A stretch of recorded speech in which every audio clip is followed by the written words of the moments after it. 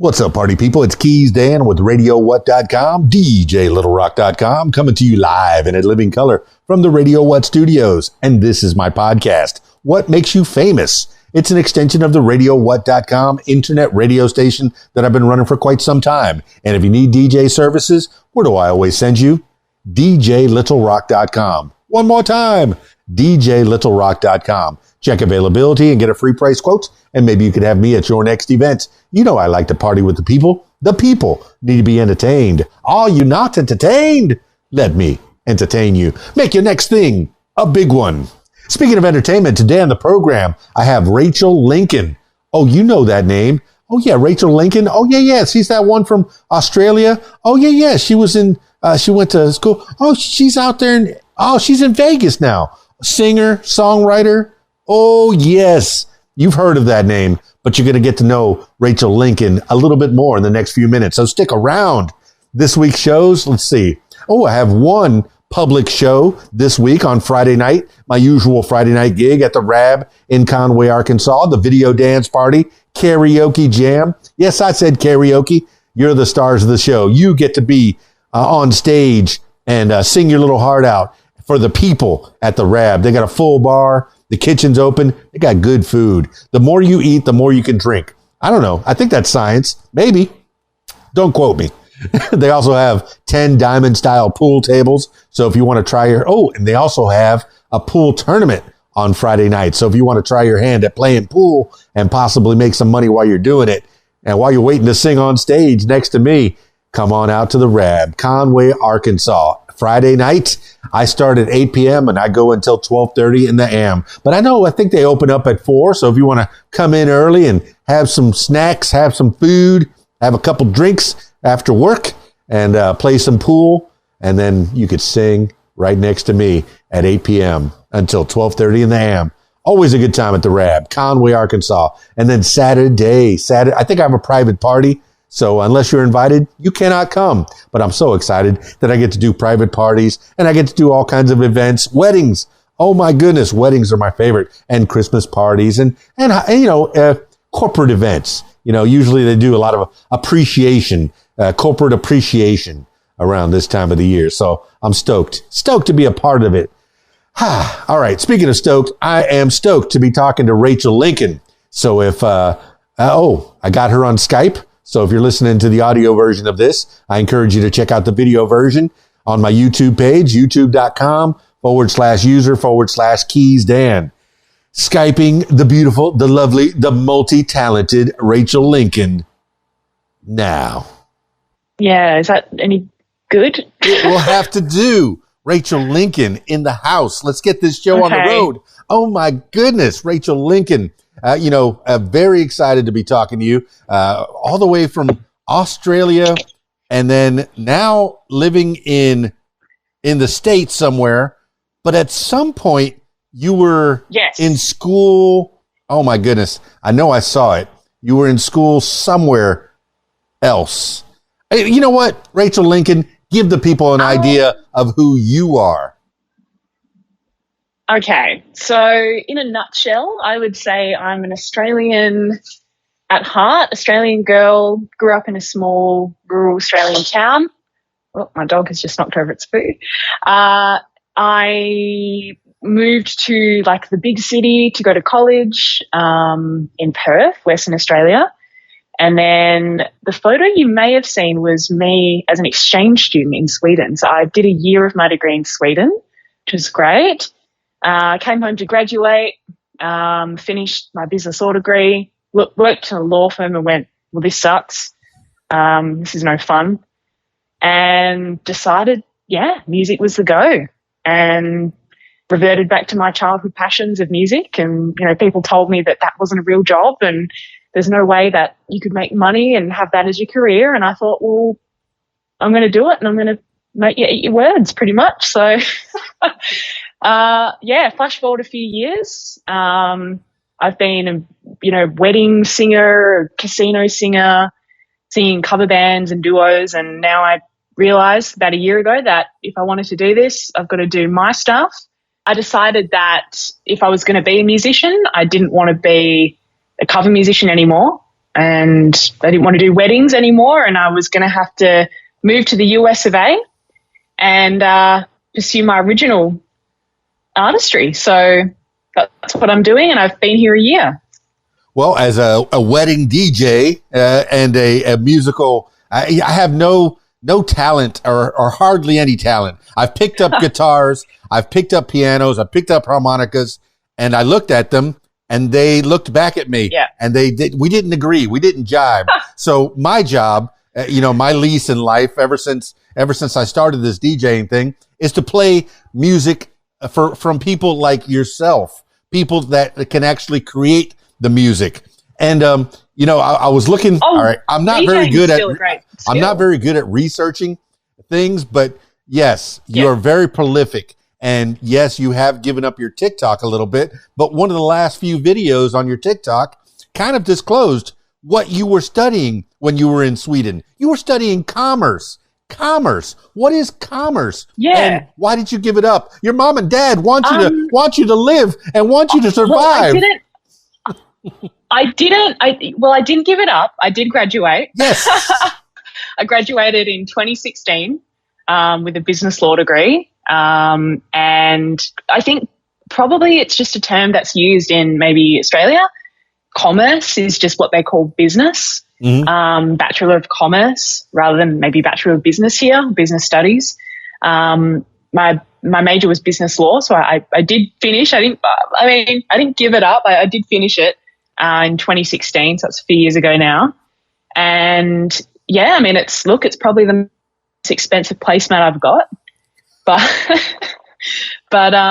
hey, it's good to have, and it's definitely helped me in my personal life and just business in general. And I think when you have a bit of legal knowledge, it definitely goes a long way when you're trying to navigate the murky waters sometimes that business is. And that's what the music business, that's what it is. It's a business, and you have to be, I heard something that you've got to be 80% business person, 20% musician these days. So I mean, I don't think it hurts to have that contextual knowledge and that background. No, not even a little bit does that hurt at all. You need to have the knowledge of the business, because when, there's a record company or a label flashing a $5,000 advance in front of you, you have to have the savvy. And yes, I'm quoting Jack Sparrow and a lot of other pirates. When I say savvy, you got to have the know-how, the ability to navigate the waters, once again, using a Pirates of the Caribbean, using the waters and such, but you have to be able to navigate. I think it was actually, now their names escape me, but members of Red Hot Chili Peppers, I think, they went to, UCLA, and they were business majors, and they actually, really negotiated, their first deal and, made a lot of requests and stuff like that before they signed the dotted line. So I think, if you're not educated or have, if you don't inform yourself about, simple stuff, I think, as a musician, you're going in blind, and it's not enough just to be, especially in this day and age where the industry is so, let's be honest, it's full of all kinds of characters, and you are, it's notorious for snakes and sharks and all that kind of thing. And I think you've got to be aware that there are going to be people that take advantage or want to take advantage. And, you hear stories all the time about artists just getting the wool pulled over their eyes, and I'm not going to let that happen. That's terrible. So at least if, you give yourself that advantage a little bit, it helps. So that's what I'm hoping. That's what I'm hoping my degree has been for in the end. I may not have wanted to work in a law firm or, a corporate office, but I think it's definitely, it's going to be something valuable that will help, I think, in the long run when I look back, Yeah, Rachel Lincoln, you're talking about, negotiating contracts, not to be, this is for my loyal listener, not to be confused with a writer, such as, the famous writer, I guess, Van Halen wanted no brown M&Ms in their dressing room, those famous writers. But my favorite band of all time is Queen. And all of those members of that band were educated, well educated, maybe not in business, but certainly in science. I think there was a chemical engineer in there, Brian May. He might have studied math or something. I know a lot of the members of that band, and there's a lot to be said to having an education. All right, this is me projecting. I'm guessing when you told your family, I don't know whether it was your mom, dad, your brothers, sisters, grandma, whoever was your parental units, when you told them, hey, I'm going to give up this commerce, this business, and go into music full time, what was their reaction? I think by that stage, they'd already come to the conclusion that, okay, Rachel's just going to do what she wants. There's no point trying to tame her, or, I think my mother always hoped that I would pursue music. I think I don't think she knew how that was going to look like in practice, but I think it was always in her mind that if I didn't, it would be a shame. Other family members, I would hazard a guess that they sort of thought, well, like, good luck to her because she's going to need it, maybe. No one ever said anything direct outright to me, because I think by that time they'd just gone, there's no point if, she's going to do what she wants. So that's sort of how I roll. But I think as long as they see me moving forward, and, I set things up well before I left. I bought a property back home and, rented that out. So I definitely set things up. I didn't just come out here on a whim. I waited to really pursue this until I had my ducks in a row and that kind of thing. So I think I've definitely been strategic about how I've gone about things, and I would never, I would never just be that dreamer. I think a lot of musicians, they're I don't want to say naive, but they're dreamers, and they have these great ideas, and of course musicians, naturally we're going to be, artistic people. They think with that side of the brain, like writers, like, actors and all the rest of it. But that's only one part of it. You can have a great song and you can be an amazing songwriter, but if you don't know how to actually, market that, you may as well not bother. If you don't know how to, make yourself look like the whole package and something that's marketable, you may as well not bother. Or if you don't know how to, do simple negotiations, and, you're going to have to then give up your control to someone else who's going to have to do it for you. When, I don't know. I find that a lot of musicians, they think that just writing a great song is going to cut it. And that's just one part of it. So I hope that I can be different in the sense of, I hope I can be a good writer, but also know then what to do. Where do I take that product? How do I give it the best chance, when I want to release it, and all that kind of stuff? Because writing it is just one part, but, that's just the start of it. You've got to do all the other things then once you write it and make it, So, yeah. Yeah, the words starving, the words starving and artist often go together, but it sounds like you took time and took steps to mitigate that. Buying property, you do have business sense, business savvy. I think one of the most important things to have in this world, the way that most countries, most of the free world, I guess, what's the new term now? It's not the third world anymore. It's the lower Western world, maybe? It's something. There's a new term for it, and I know that it just slipped my mind. But you took, there's nothing more important than land, real estate, having a piece of property, a piece of this earth that you can call your own. And you took that and you made money out of it. This is great. Are you still a landlord now, right? I have tenants in there. It just runs. I have a property manager that manages it, and it just operates in the background. I don't even have to think about it. The rent payments pay the mortgage, and it all works like clockwork. So, well, this is what some people call mailbox money. This is money that comes in your mailbox all the time. You don't have to think about it, and that's the goal of a musician, of a creator, of anyone who creates something, is to have it keep perpetually making money. I know that with the streaming the way it is, there's been fights and negotiations going back and forth between the artist and I'm going to go ahead and say Spotify and the Apple. You're not getting the return on the investment that you've made. You've taken the hours and the time to record the music, and you're not getting back the return on your investment. But you've also given my loyal listener some idea of how to make it as an artist. You can be a wedding singer and play somebody else's music and make a few dollars every week, or you can bet on yourself, make your own songs, and hopefully those are the ones that me, the DJ, will be playing at the next event.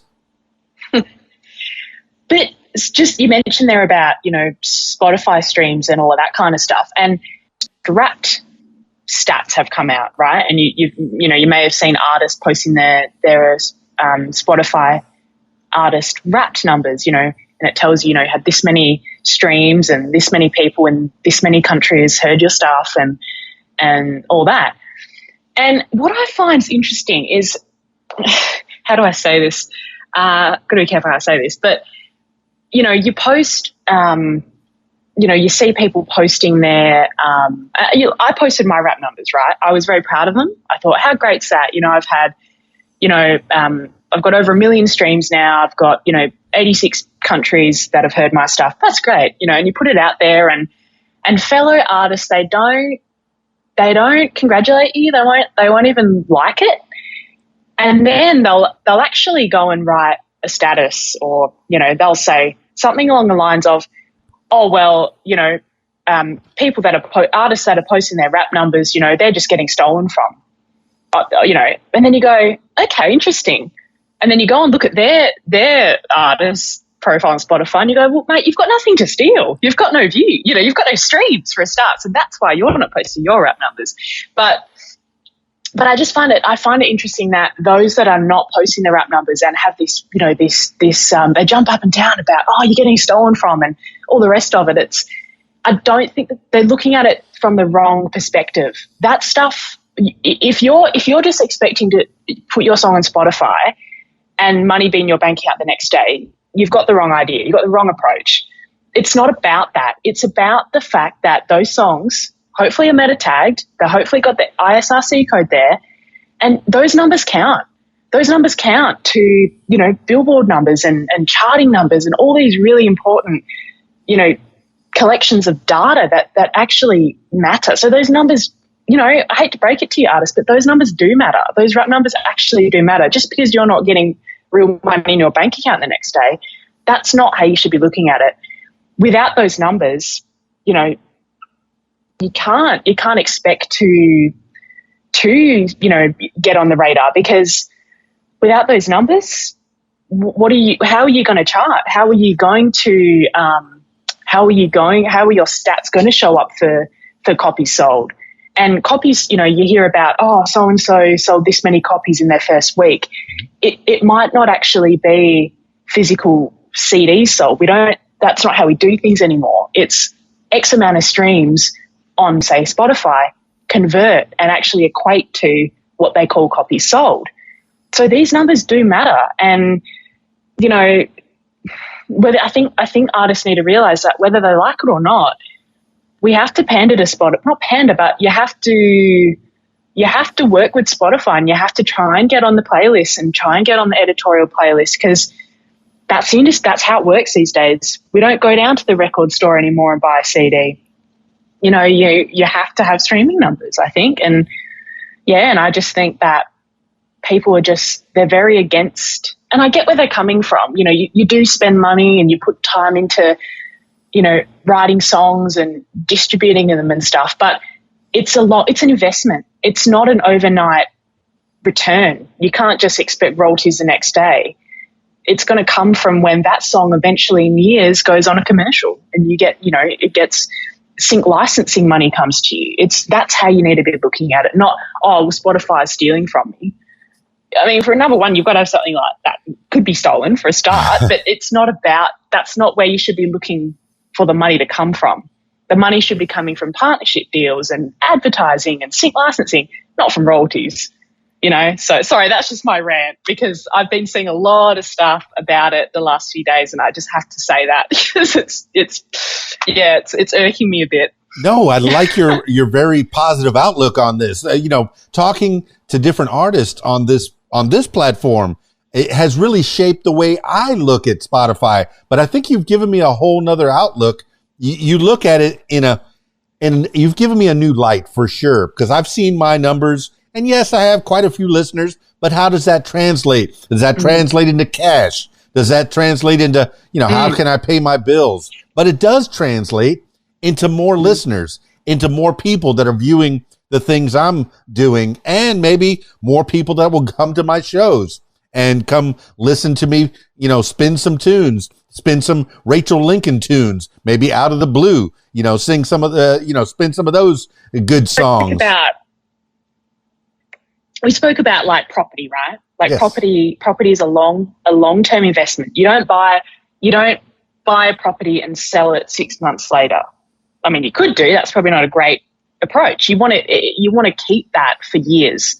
You want to keep that for like 20 years, and you hope that when you buy that investment property, that in 20 years it will have been a good investment.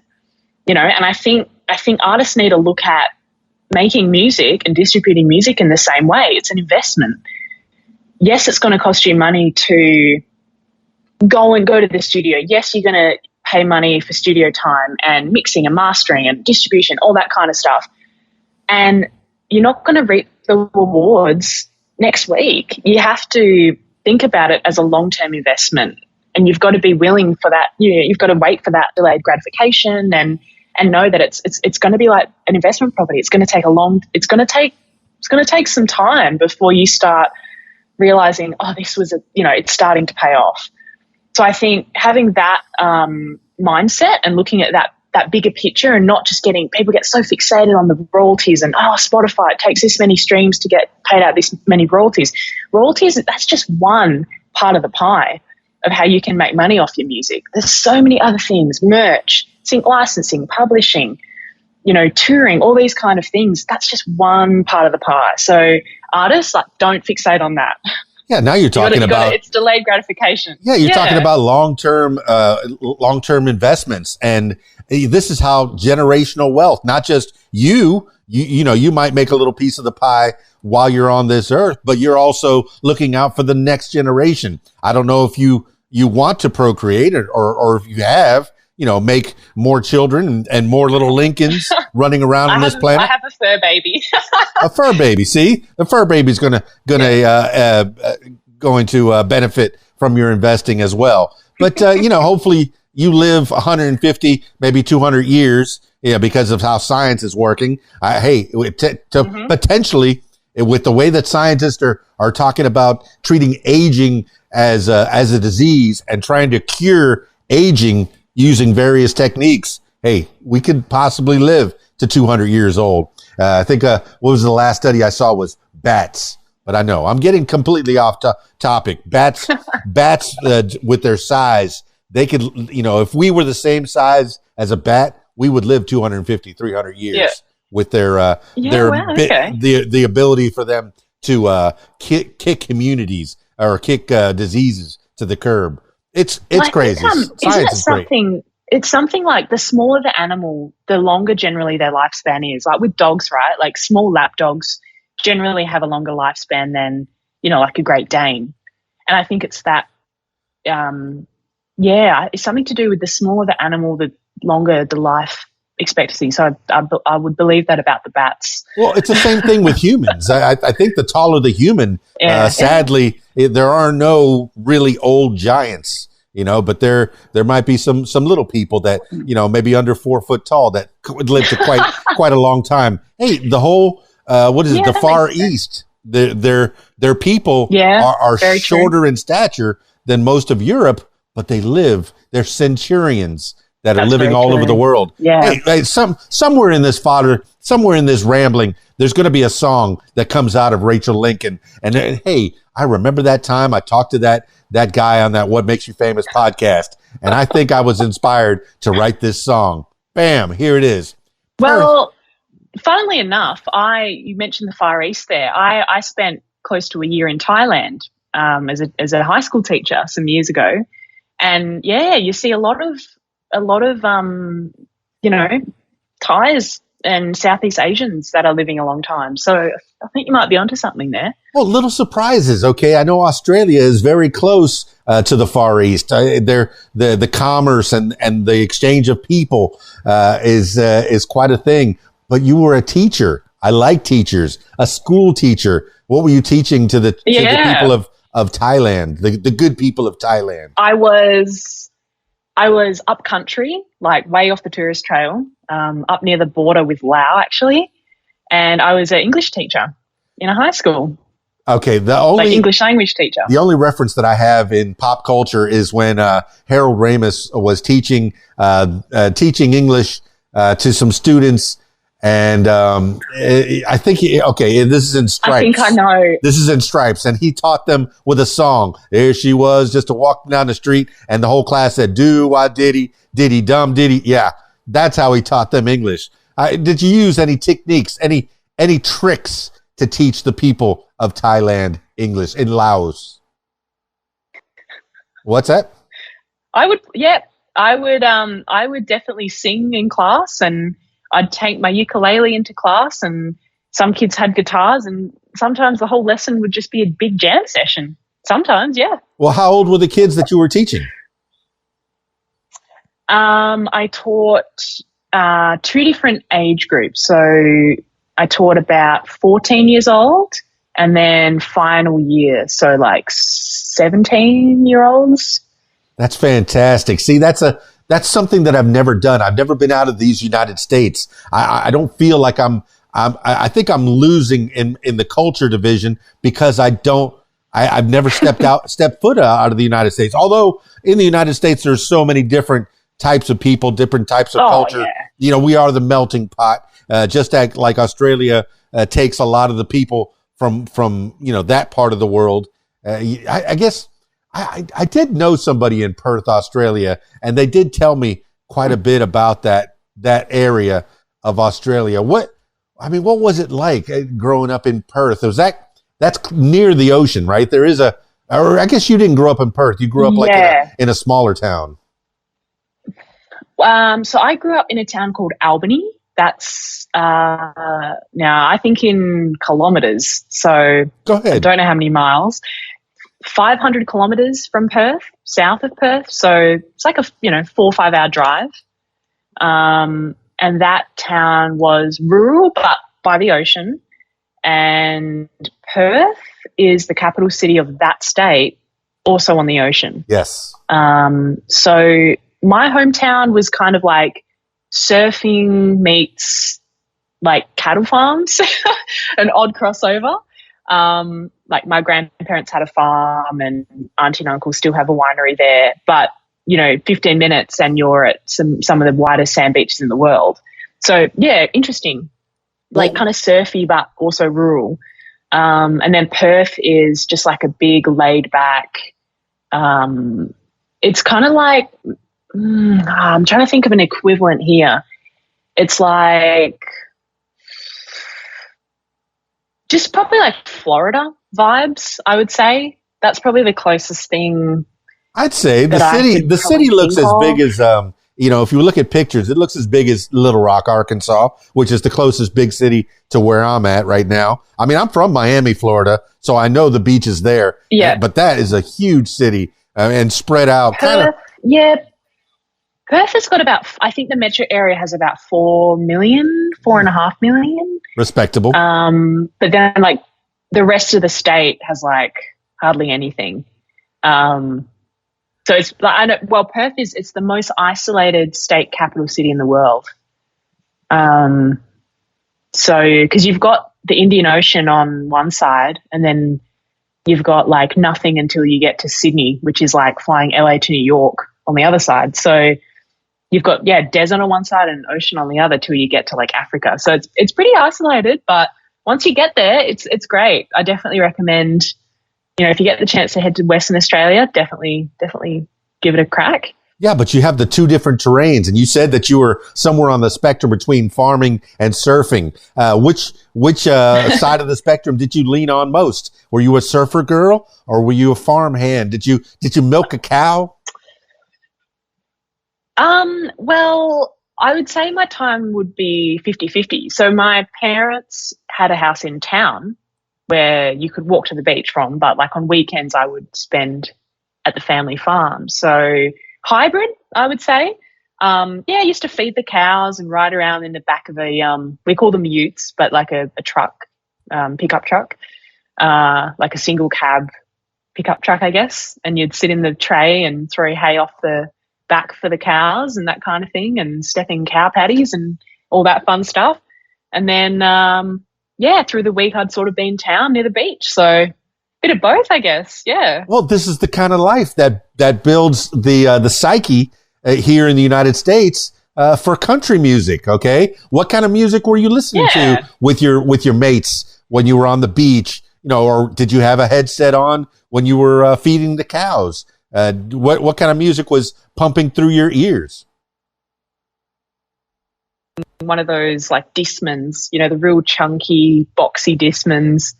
But I mean, funnily enough, I think probably because I'd always been taking singing lessons and I was part of like a musical theatre group and that kind of stuff.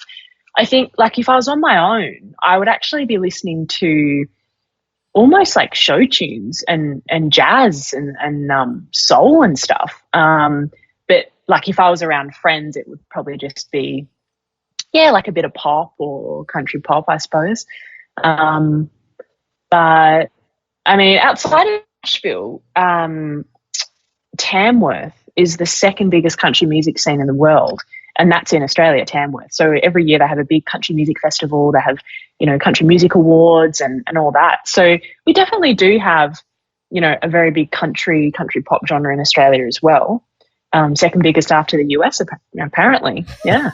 Well, yeah, you're pumping show tunes into your ears. That's setting you up to be a show person. I like show tunes, and I'm not afraid to say it as a heterosexual male. I like show tunes. I like musicals. What's your favorite musical? Mine's West Side Story. West Side Story. Every time I see it, I just I feel it. Mine. Oh, that's a tough one. I mean, they're both Lloyd Webber musicals, Phantom of the Opera and Evita. They were my two favorite. Well, which one do you want to star in? Or have you ever sang any of those in public?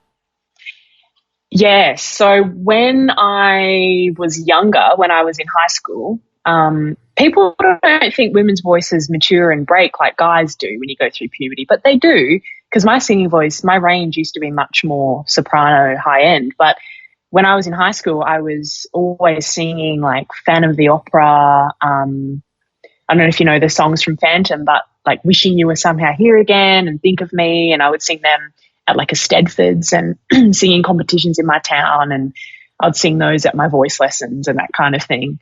Evita as well.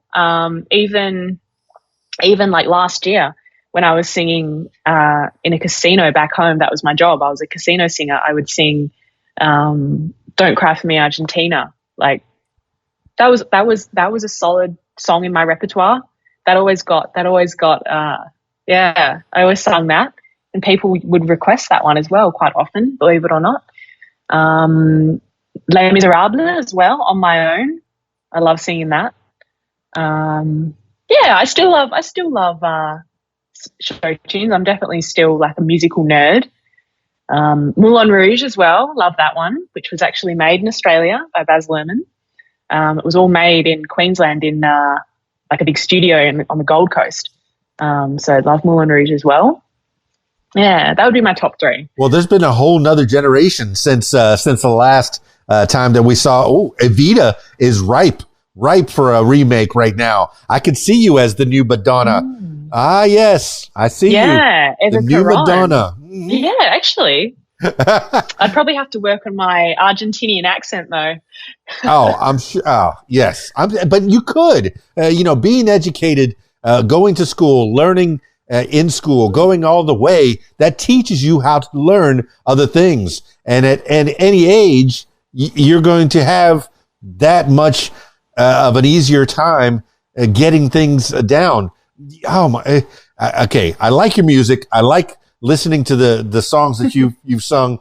I have Out of the Blue. Thankfully, I got that sent to me, and that's playing on Radio What. But there's cool. You've also had a duo, the Lincoln West duo. Yeah. Tell me about the Lincoln West duo, because that seems like a pairing. And I don't know, is that still going? Did you drag Mr. West over with you? I don't think his wife and family would have appreciated me dragging him over here.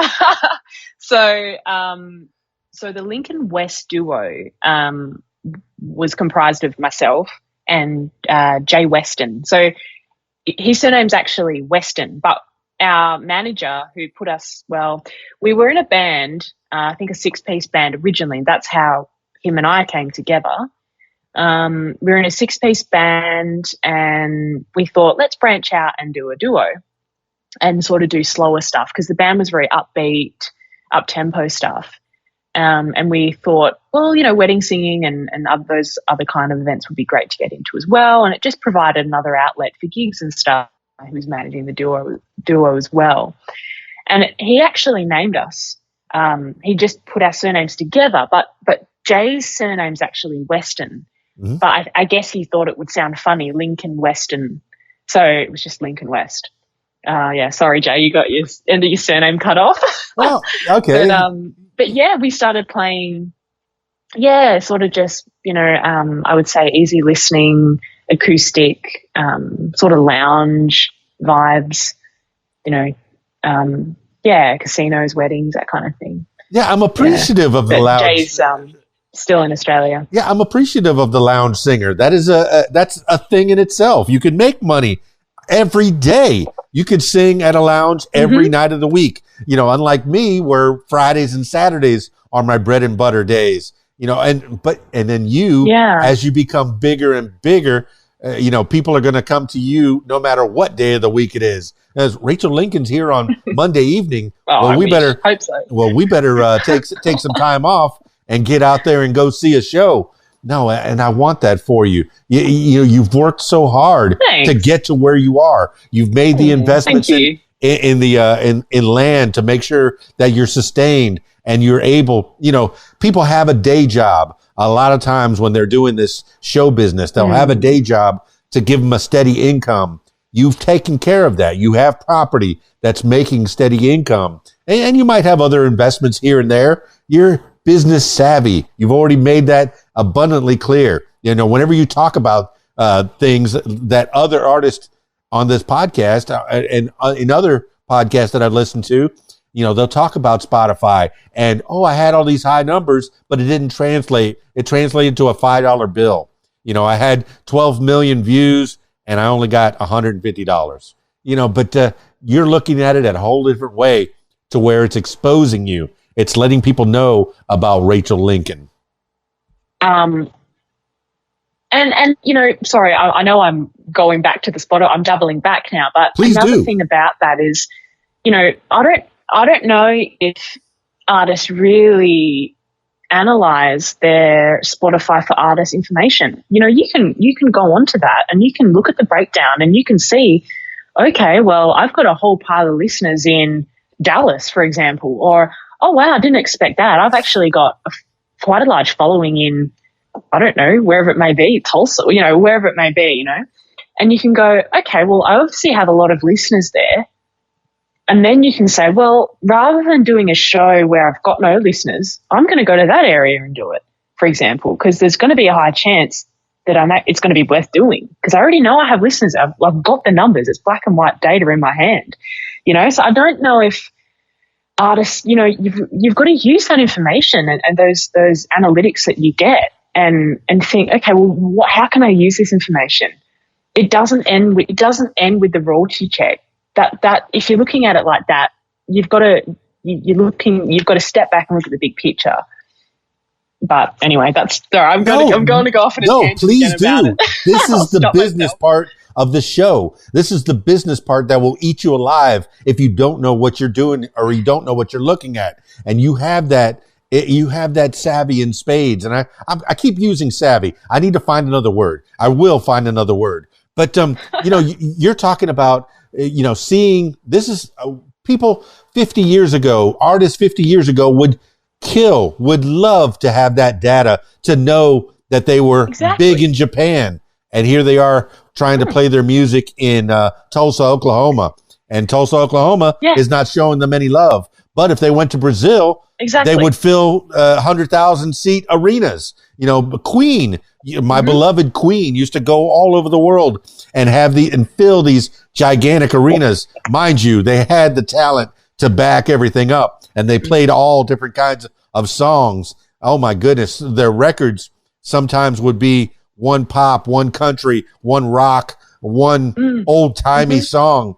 I wonder, are you limiting yourself to country now, or are you going to keep going with the different, you have so many different genres that you've explored into. Are you going to be writing songs that are not in the country genre, or is this where you feel most comfortable? Well, funnily enough, when I actually started writing my own music, I was in Sweden. I was living in Sweden at the time. And at that time over there, a lot of people were saying to me, oh, you've got to write. I mean, Avicii had just passed away and that kind of thing. And EDM was really, I mean, it is anyway in Scandinavia, but it was very much so that especially that Avicii sort of style was very big at the time. And a producer that I was working with, I think maybe looking back, I was a bit influenced. And I actually released a couple of songs that are actually EDM in genre. And I sort of knew that wasn't really my, that wouldn't have been my first choice of genre to write in. As I had musical background, was my, musical theatre was my background, and I loved, jazz and soul as well. So EDM wouldn't have been the genre to go for had I not worked with that producer. But I think, at that time I hadn't yet probably found my sound. And I think it, in answer to your question, I think it's going to come down to what do the listeners want? I'm going to look at those. I'm going to look at the stats, my Spotify numbers, and I'm going to go, okay, well, I can see that people between the age of this and this, of this gender, living in this sort of region, like me the most. Well, okay, what do they want to hear? And then I'm going to give the fans what they want, I guess. There's no point writing, adult contemporary when you've got, you can see by looking at your information that you've got a whole pile of people that love rock between these ages living here. You've got to give them what's marketable, product, and you've got to treat yourself as a marketable product.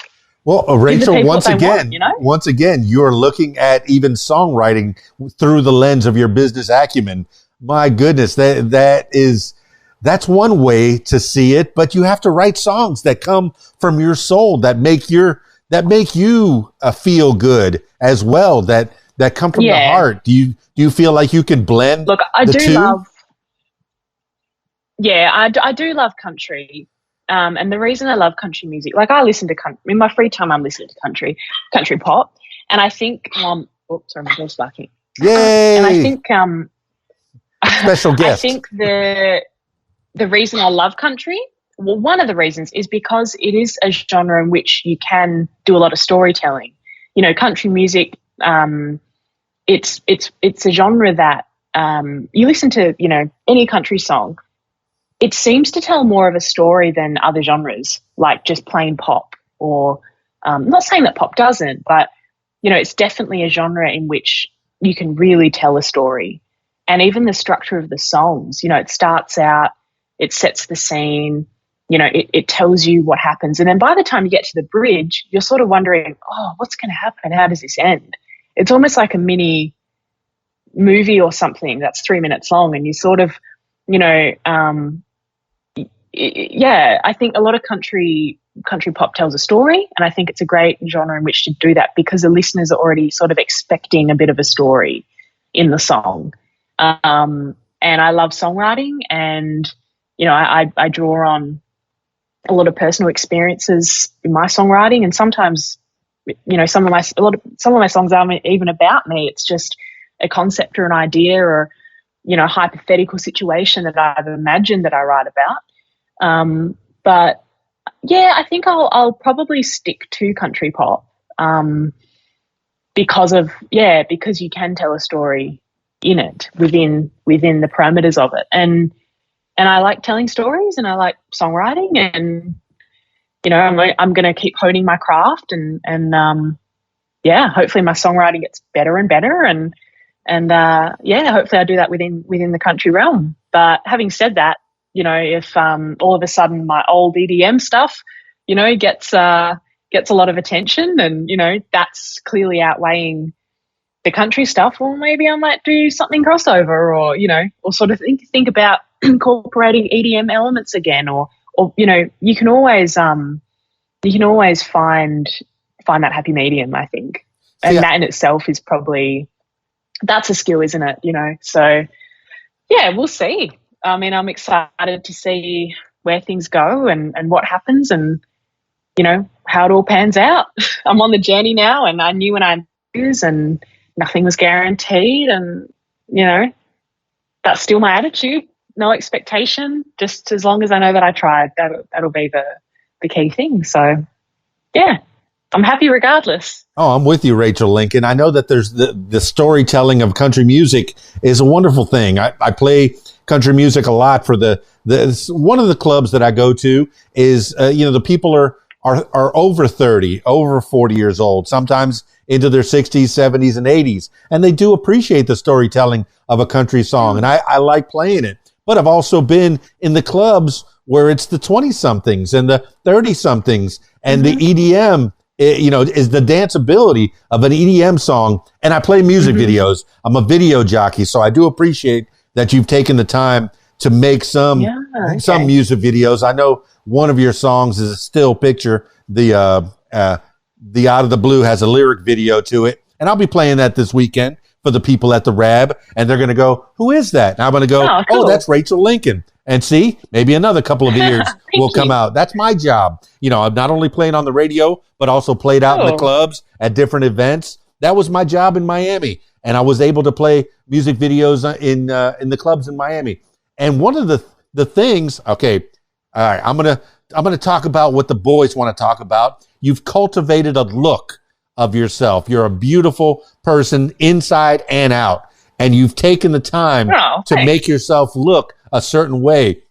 In fact, one of the videos 3 years ago was Huzzard Studios promo featuring Rachel Lincoln. And it's you kind of in a modeling thing. And then there's more modeling events that you've done. Is this something that you pursued as well alongside the music career? Or is this just happenstance? Yeah, modeling's not something I sought out. So how I came to be involved with Huzzard Studios and the Perth modelling scene was back in 2016. I was working with a talent agent for my singing, and they sent me to a photographer to get like headshots done. And the photographer that they sent me to just happened to say to me, you know, oh, have you ever considered like modelling? We have what we call house models here. So, you know, they're a big studio and they offer all kinds of services. So, you know, a photographer might come to them wanting to learn photography or, you know, improve their photography, and they have like models on hand that they can say to the photographer, hey, you know, if you would like to shoot with an experienced model to learn how to shoot someone and learn how to improve your photography, we can hook you up with one. So he said to me, would you like to be one of our house models? And I said, well, I did a little bit of modeling as a kid, like not much. And it's not really something I ever, you know, thought about, but yeah, why not? I'm always up for new things. Mm-hmm. And yeah, it sort of went from there. And then I started doing a lot of hair modeling. And I had, you know, all kinds of crazy hairdos done on me, like for L'Oreal and like hair awards and that kind of thing. And yeah, like there's some magazines out there of me, you know, around the world with interesting hair and different colors in my hair and all kinds of stuff. And that was fun. You know, I enjoyed seeing myself with different looks. And and, you know, makeup artists and hair artists can do some pretty amazing stuff. So to see yourself look that different is fun, and just having different looks, and, you know, I really began to enjoy it. And it's sort of like a little bit of acting as well. You know, you have to know how to hold your face in a certain way to convey a certain expression, or give the viewer a certain feeling. And, you know, and I started to learn those sort of looks and hone it a bit. And yeah, I began to really enjoy it. So I think that's something that I would like to definitely keep doing. You know, it's another love of mine. But I think it's all sort of inextricably linked, really. Like, I think if you're going to be a musician, then you're probably going to, you know, sort of maybe do a bit of modeling as well. You know, I think that those two things can be going on. You know, that's probably not uncommon. So yeah, hope to keep doing it. Yeah, I studied fashion in high school for 3 years, fashion marketing and the Distributive Education Clubs of America. I made my own clothes. I did a fashion show on stage in high school. So I have an appreciation for different styles and fashion and models, and the ability to go up and parade in front of people, you know, walking down the runway, getting your picture taken, to show off somebody's clothes, to become a product, you know, in itself. You know, you are part of the product. Yes, you're wearing somebody else's hat, somebody else's tie, somebody else's shirt, shoes as well. Mm-hmm. You know, but you become part of the sales pitch, and that's another part of business as well. So you've made yourself part of the product. So not only are they going to get a good song, a good singer, and they're going to get, you know, someone that's put together well, that knows how to dress. Do you still, well, you haven't, but do you still have like an exercise regimen or a makeup regimen, or are you a person that watches these different shows? No. And look, I have to admit, I am a couch potato. I do not do any exercise. Happy to admit that. That's the truth. I've never, I mean, when I was younger, like maybe like 10 years ago, I was like kind of into the gym, and I would go to the gym every day, but I don't know. I don't like getting sweaty. I don't like getting sweaty and, you know, having to wash my hair a lot and all that kind of thing. So I'm not a big sporty person. And I'm a big going out to restaurants. I love eating. I love snacks. I don't watch what I eat, and I don't know. I'm very, very slack on those fronts. Makeup and stuff. I think over the years of working with, you know, professional makeup artists on photo shoots and stuff, I definitely learned some probably techniques and stuff. Like, I've done other people's makeup for events and that kind of thing. And I think I always took note of what makeup artists were doing to my face, or I'd ask questions. Oh, why do you do that? Or what's that technique for? And I'll sort of remember it and try and incorporate it when I was doing like my makeup or someone else's. So I think I have some pretty good knowledge about makeup artistry. I think so. Well, people with my metabolism, we're always envious of people with your metabolism. You know, I have the ability to eat. I can eat whatever I want and gain a lot of weight. No, I hope that. Someone said to me, I had to laugh, but someone said to me, you know, oh, you know, you've got a great metabolism. I'm so jealous of you. You know, like, I just have to look at a Mars bar and I'll, you know, put on 10 kilos. I just have to smell it and I'll, put weight on. Thought that was funny. All right. Well, as we wind this thing down, one of the subtexts is that you've been using a lot of metric measurements, and I want you to keep doing that. Push us Yanks into the metric world. We need to learn. Punch us into submission with decimeters and metric system. Oh, the rest of the world is using it. I mean, you guys are stuck in your ways here. I mean, I'm pretty sure the US is like one of the only countries that still uses the imperial system, right? We are. Like, from what I saw on the map, we're the only ones that are using it fully. And I think Canada had like a stripe. They were striped where they use half and half.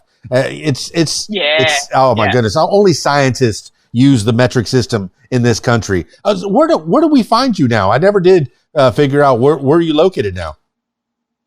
I'm in Vegas, Nevada, Las Vegas. Perfect place for you to be, because are you thinking about doing a residency anywhere or trying to what kind of shows can people find you at? Can we go to Vegas, hit Circus, hit the buffet line, and then go see a Rachel Lincoln show? Where do we find you?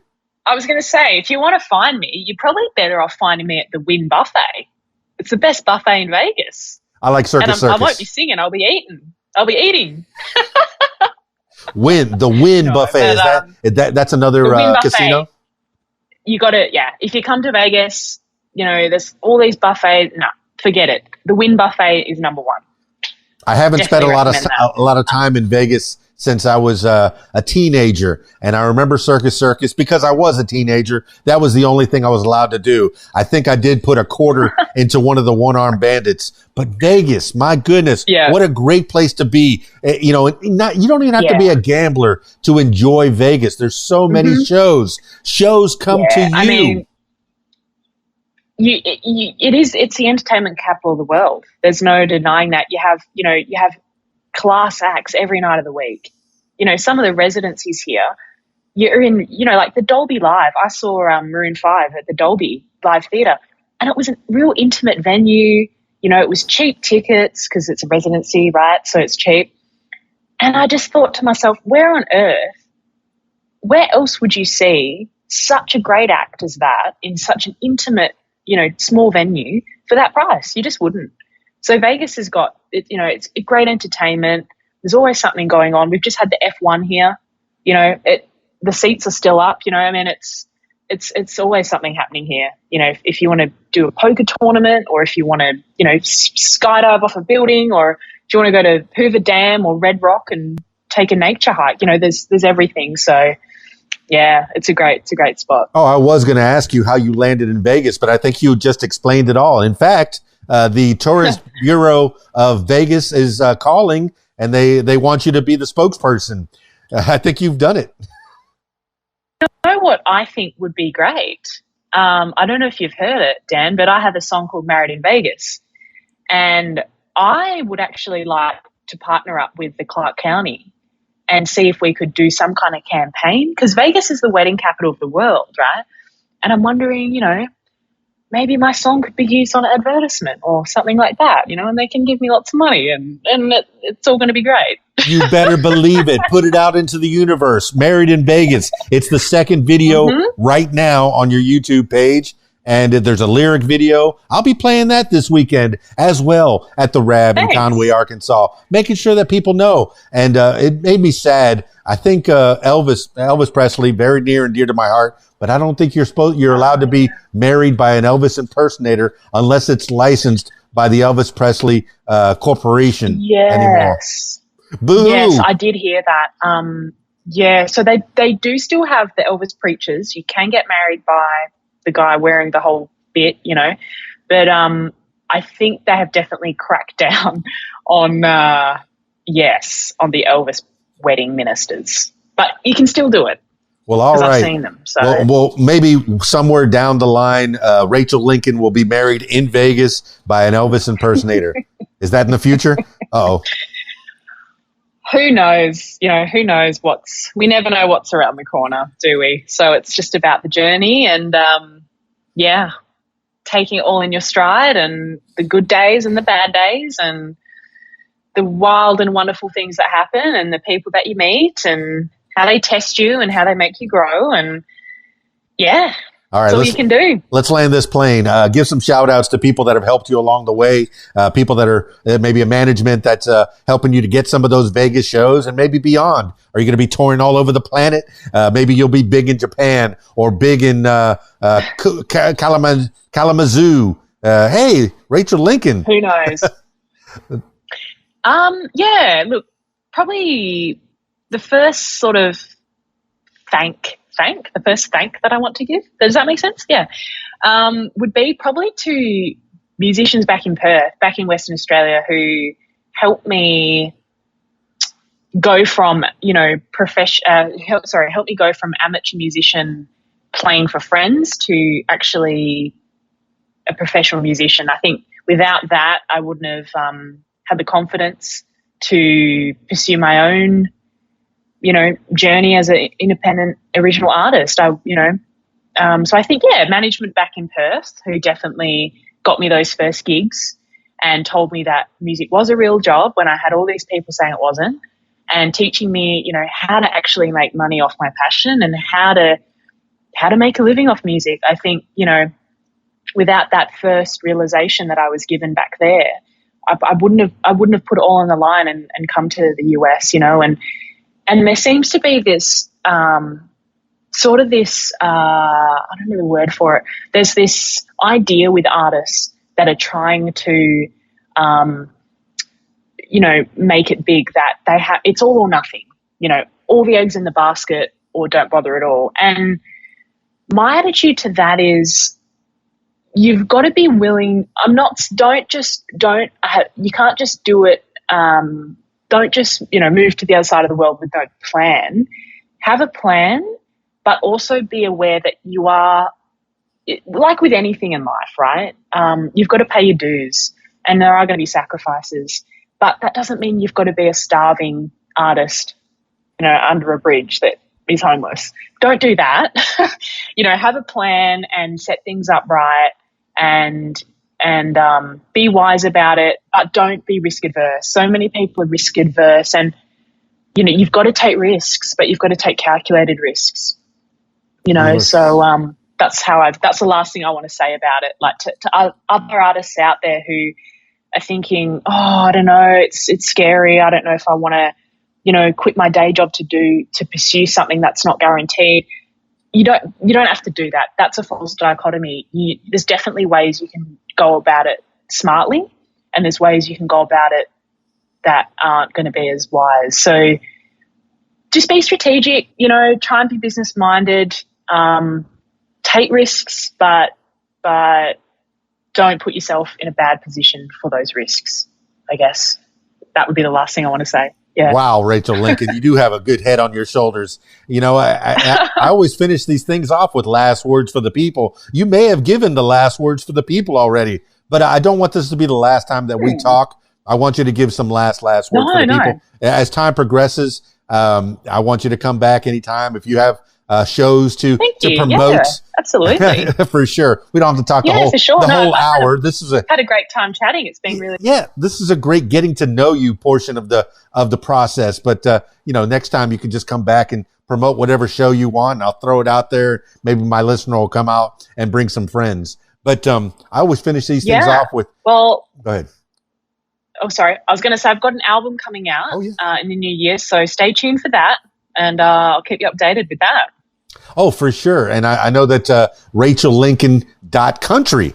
That is a great URL, RachelLincoln.country. And I'll put that in the show notes for sure, along with all your social media, Facebook, Instagram, TikTok. You will come back on TikTok. Your TikTok is you left it by the wayside, but I think it gives you a nice overview of all the things you can do. You sing, you model, you busk, and you also do makeup for other people. It's laid out right there in social media. But I'm getting far ahead and behind myself at the same time. Let's finish this thing off. I always finish off with last words for the people. Thanks so much for having me, Dan. This could be words to live by. This could be words that you heard a long time ago, maybe a mantra that you wake up with every morning, or whatever pops into your head at this moment in time. Rachel Lincoln, give the last words for the people.